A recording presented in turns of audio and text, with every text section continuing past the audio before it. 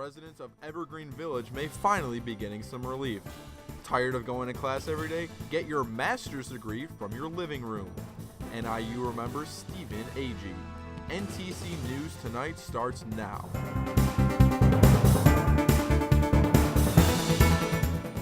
You're watching NTC News, DeKalb County's only television news source, on the campus of Northern Illinois University and from the Northern Television Center. This is NTC News Tonight.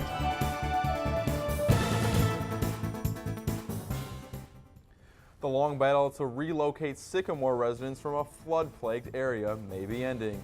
I'm Cody Berman. And I'm Ericka, Exton. The county has been trying to move those people to new homes, but a battle over what the land is worth has tied up the relocation until now, it appears. Now, the owner of Evergreen Village in Sycamore says he'll take the money and just in time. This is a story we told you about on Monday. Park owner Frank Santoro says he will accept the $1.5 million offered by DeKalb County to buy the mobile home park, an offer set to expire tonight. Santoro says the property was worth $1 million more. He fought the county, but angry homeowners have been looking for a buyout so they can move. The land has been flooded repeatedly through the years. Santoro told NTC News earlier this month that he would take the county's deal. He is now confirming it. The College of Education at NIU is ranked the best in the nation to earn an online master's degree in education. Reporter Maria Wojnicki tells us how online education is changing the meaning of the word classroom. Moving away from the traditional liberal arts degrees, where students won't need to step foot onto campus or even have to meet the professor. Certain majors, however, require students to fulfill an online course. It's more beneficial to have that hands-on experience in a classroom setting. NIU offers hybrid courses where the class is either strictly online or in a classroom. Molly Swick, education instructor, created a dynamic blended course that allows education to have an online component as well as meet face-to-face. You cannot replace that kind of face-to-face experience on a computer. And so my fear is that that type of learning is going to be really rare. As NIU is trending toward online education, the cost to attend a university would change. Students won't have to live on campus, in DeKalb, or even in the state to receive a degree. Online courses is one of the best ways to make money, to make profit, or in a nonprofit institution to cut your costs. Online education courses allow students to be in the comfort of their own home. If I have to do my homework in my room and just never go to class, I'll never get it done because there's other things that I would rather be doing. NIU will continue to offer courses in a classroom setting, as well as head towards a new direction of online education. I'm Maria Wojnicki, NTC News in DeKalb.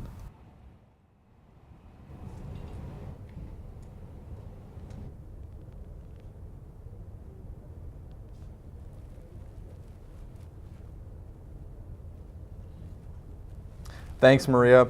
NIU student Stephen Agee's life is being commemorated by a plaque and a conference room named in his honor. Agee was shot and killed at an off-campus party in November of 2011. The plaque is located outside the Campus Life building.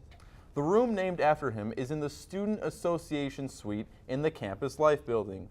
Agee also has a scholarship fund in his memory, which is run by his mother, to help students go to college. An NIU student busted for having an assault rifle in his dorm room is in trouble again. 29-year-old Kevin Owenga had been a resident of Newhall West last fall when he had been arrested for possession of an assault rifle. While investigating, authorities claim to have found child pornography on his computer. Today, a Matson man is convicted of armed robbery. The trial of Damond Hunt started Tuesday, and the jury made their decision today. Hunt faces multiple charges of robbing 2 University Heights employees and assaulting one with his gun. After being found guilty, Hunt could be sentenced up to 75 years in prison. Students may have to find a new place to smoke cigarettes between classes. NTC reporter Caprice Butts has more. On a college campus, you might see this happening often, people lighting up for a smoke break. Whether they are leaving class or just taking a quick break, it's a familiar scene. In just one day, you might find these filled with cigarettes outside of different buildings on campus, but soon that might change. It's possible that soon NIU students will no longer be able to take smoke breaks.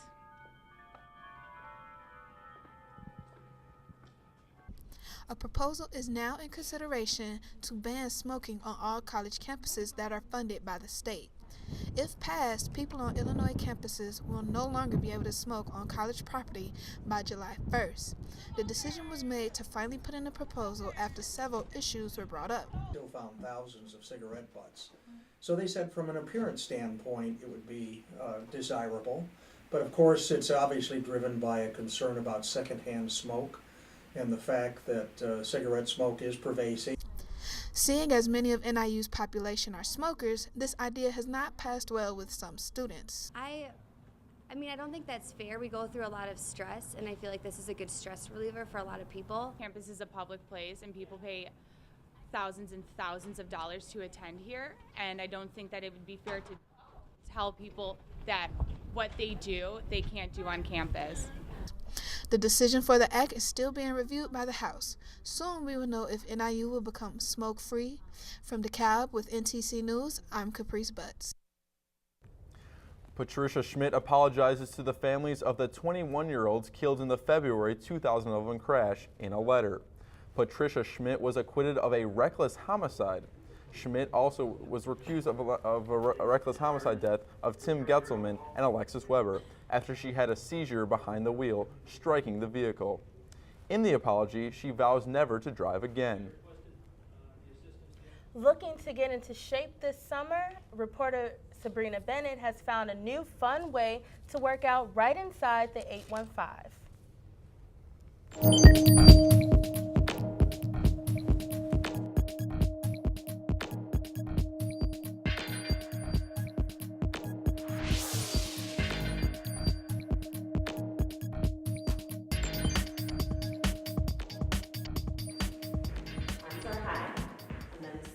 Stretching, bending, and even flipping are all part of the latest craze that is changing the way people view traditional exercise. Sycamore Performing Arts is where this intermediate level dance group started practicing with silks back in September, and they're already giving productions like Cirque du Soleil a run for their money.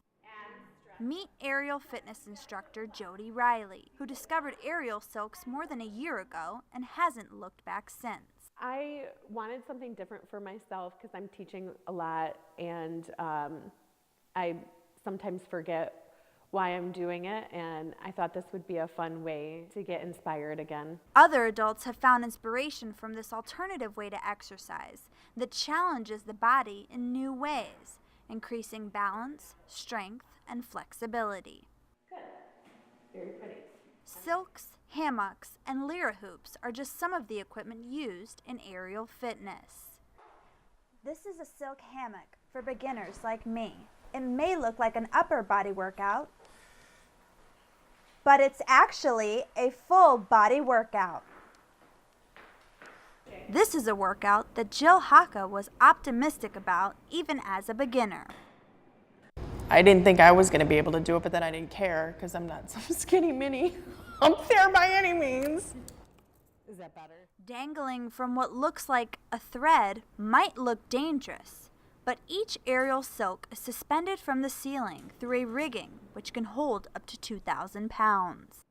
Aerial silks are also considered an art form through style, poses, and graceful movements, or as Jody would say, very pretty. For Inside the 815, I'm Sabrina Bennett, NTC News. Wow, Ericka, that looks like a great workout, doesn't it? Yeah, it does. And students are looking to regain their summer shape again. So later we'll talk to someone who, after the winter, she'll be here and she'll tell people how to stay in shape and give some good advice for nutrition. Well, speaking of weather, let's take a look at our weather window for today and tomorrow. Yeah, it was a bit of a shock on Monday with that snow and cold air coming through. It was much like winter. But we'll see these temperatures rebound as we grow later into the week, and starting with Thursday, our temperature outlooks should look pretty decent with our temperatures in the mid-50s all across the board with scattered rain showers and peaks of sunshine here and there. Stick with us. You're watching NTC News Tonight.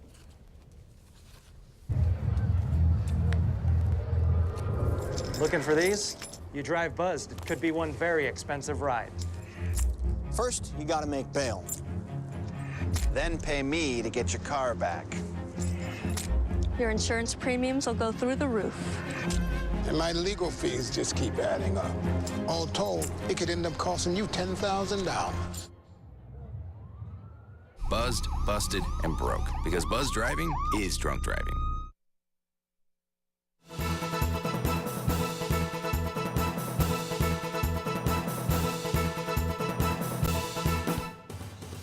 Welcome back to NTC News Tonight. I'm Kevin Hollon here with your weather today. Well, let's kick it off with looking at today's temperatures as we reached a high of 54 degrees today, which was a far cry away from the 87-degree mark that we had in 2002. But we did break a different record today, an all-time low of 22 degrees. That shattered the old record by 28 degrees back in 2001. And the sunrise was a little after 6:10 a.m. and the sunset will be at a little after 7:30 today. And that's actually 13 and a half hours of actual sunlight during the day. And we'll see that number continue to increase as we grow deeper into the season. So our tonight conditions look a little bit like this. You see this low pressure system start to exit our area. We saw this warm air advection come through our area that warmed us up to the mid-50s. And just to the north of this low pressure, we had the bulk of the moisture. And into tomorrow, you're going to see that moisture kind of wrap around. We have the chance for some scattered showers around the area. And if the showers don't get us, the cold air is going to get us. As you can see, this cold front making its way through our region here, setting up into tomorrow night. But that's also going to centerize this high pressure that's going to drop in from North Dakota and give us some clear conditions as we grow deeper into the week and into the weekend. So this has been the story all year long, really.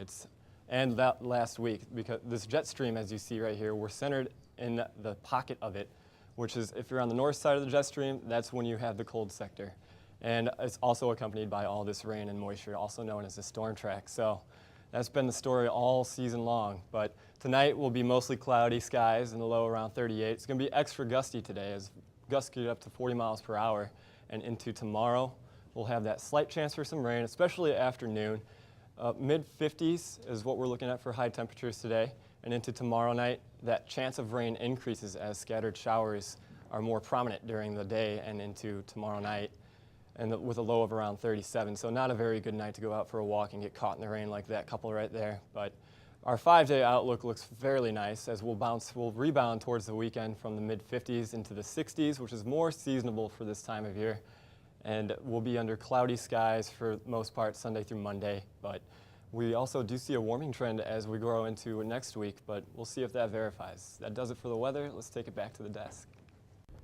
Winter causes students to pack on the pounds for insulation, but now that summer is coming, how can we get back into shape?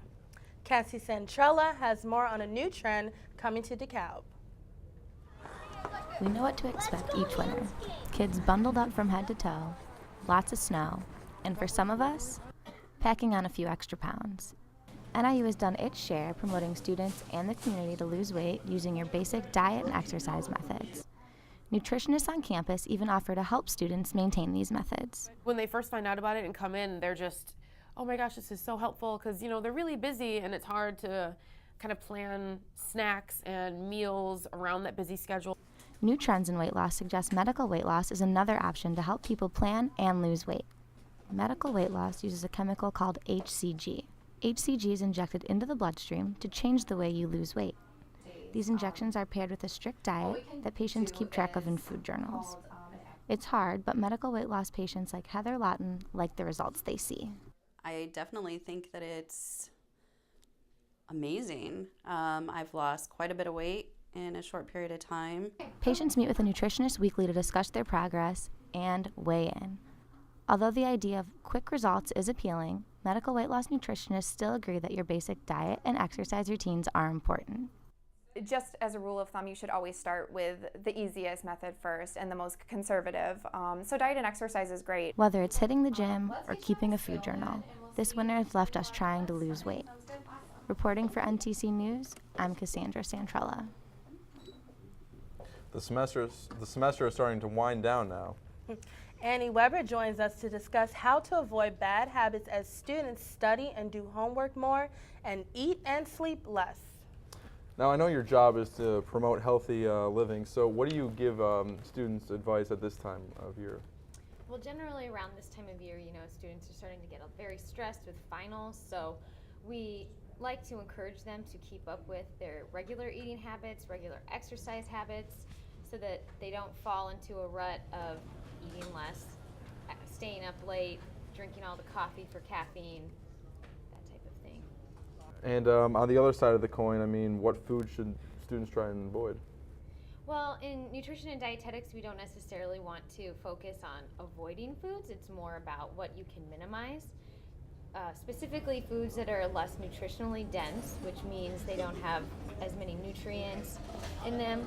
So for example, we would like to see less of saturated fat intake, high sugary food intake, so foods like your fried foods, baked goods, sodas, alcohol. Those are less nutrient dense, so they don't keep us as full, which when it comes to studying, as you know, you want to be full so you have the energy to stay awake if you have to a little bit longer. That's all the stuff I like, but if you were going to structure a meal plan, what things would you put together to make sure students get the best nutrition? Well, generally there are a lot of misconceptions about meal planning and timing of meals throughout the day when we should eat. The truth is everybody's meal plans are individualized. What works for you isn't going to work for me or anybody else. So at Campus Rec Nutrition, this is one of the biggest things we work on with students. We see it very frequently, those living off campus, those living in the dorms. So we like to help them, we sit down and we personalize it to meet their work schedule, their academic schedule, extracurricular activities, anything that works for them. Now, for students who are just starting to want to, try and eat healthier, what advice do you have for them? At this time of year, I think it's important to just remember that small changes make big differences. We can't change overnight. We're all human. So starting off as slow as you want, as slow as you need to, making those changes as you can. Don't, get down on yourself for having a few slip-ups here and there. Doing it at your own pace so that you can be more consistent and add it to your lifestyle is what we strive for. And how important is breakfast? Breakfast is the most important meal of the day, as we say. It's so cliche, but it's the truth. When you are fasting overnight while you're sleeping, you wake up and your body needs that protein to get going. And especially during finals and this time of the year when you are so busy, you need that energy to get you going and to stay concentrated and focused. Thank you. Annie, we think it's great what you guys are doing over there, so keep up the good work, and we appreciate you coming out. Thank you. The old dormitory on campus is being torn down. So we asked people around NIU campus what their thoughts are on Douglas Hall being demolished. Here's what they told us.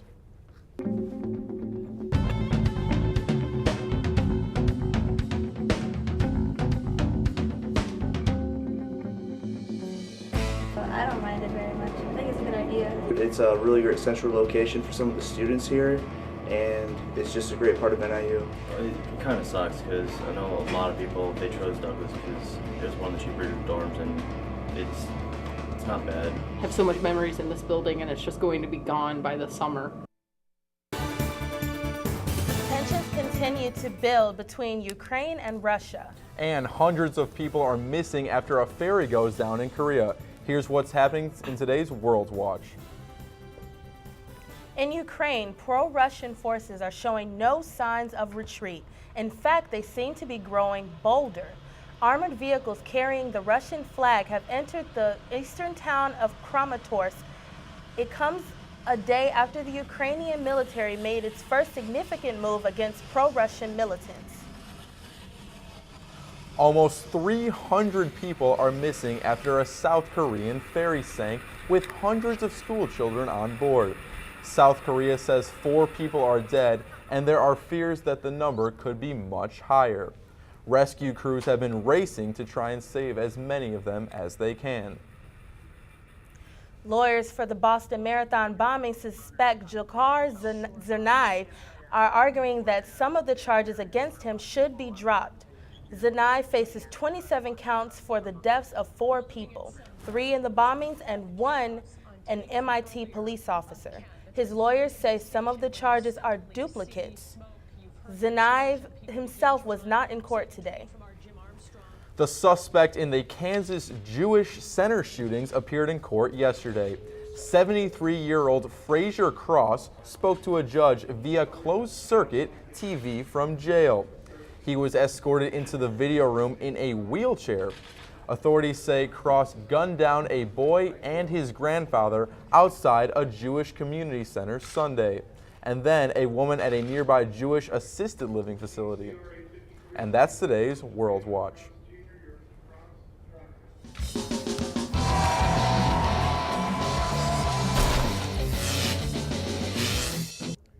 It hasn't seemed like baseball season with the recent weather. I'm Tudela for NTC Sports. The Cubs and the Yankees were rained out in New York yesterday, but the Red Sox and White Sox toughed out some cold weather at the Cell last night. There was a moment of silence to honor the Boston Marathon victims and the 1-year anniversary. Bottom second, former White Sox pitcher Jake Peavy gives up this bomb to Adam Dunn to give the Sox, the white version, a 1-0 lead. Red Sox outfielder Daniel Nava does his best Adam Dunn impersonation in the 4th with this solo home run to right field, a little bit deeper though. Tying the game 1-1. 9th inning now still tied. White Sox Marcus Semien with a ground ball to shortstop. Red Sox Xander Bogaerts fields it cleanly but makes a one-hop throw that Myke Carp can't dig out of the dirt. Alexei Ramirez scores from second, and the White Sox get the walk-off win. Ballpark this afternoon. It was Jackie Robinson Day in the majors where every player wore the number 42, including the Brewers and the Cardinals here. Cardinals pitcher Shelby Miller strikes out Chris Davis and then Marco Estrada, both on fastballs. Top 9 now, Matt Holliday drills this 95-mile-an-hour fastball deep to center field for the solo shot. Later in the inning, shortstop Johnny Peralta takes this pitch deep to left field for a 2-run shot. The Cardinals would beat the red-hot Brewers for the second straight day with a final score of 6-1. Switching to the NBA, the Bulls were off last night, but there was still a game that could affect their playoff matchup. The Nets and Knicks faced off in Brooklyn last night in the stretch run of the season. Carmelo Anthony sat out last night's game with an injured shoulder. Second quarter now, Shannon Brown grabs this rebound, hands it off to J.R. Smith, who pulls up and chucks the 3, but Amari Stoudemire grabs the board and slams the tip jam. Later in the game now, Iman Shumpert, makes this crossover on the veteran Paul Pierce. Another look, you can see a little bit of a push-off, but he hits the jumper anyways. Knicks celebrate a little bit. Fourth quarter now, Brown with the steal, pushes it up to Torrey Murray, who banks it off the glass for Shumpert with a 2-handed power dunk. Replay here, Shumpert almost hits his forehead on the front of the rim, he gets so high. Later in the fourth quarter, Murray with the steal and pushes it up to Brown, who skies for the one-handed jam. Knicks win 109-98. Staying in the NBA, but moving all the way to the other side of the country for our play of the day. The Clippers were playing the Nuggets in Los Angeles last night, and Chris Paul made a move to remember. Paul drove baseline on Evan Fournier, hesitates with a behind-the-back dribble, and then spins back towards the bucket for the reverse layup. Another look here. Fournier gets left in the dust here, doesn't know what hit him, and he gets on the wrong end of our play of the day. The Hawks will play starting tomorrow in the Stanley Cup playoffs. They will get forwards Jonathan Taves and Patrick Kane back from injury just in time to face the St. Louis Blues. That's it for me here with sports. Cody and Ericka will tell you what's coming up next. New soda flavors seem to be coming out every year. Ever wonder who comes up with all these different and delicious flavors? Well, we're about to tell you.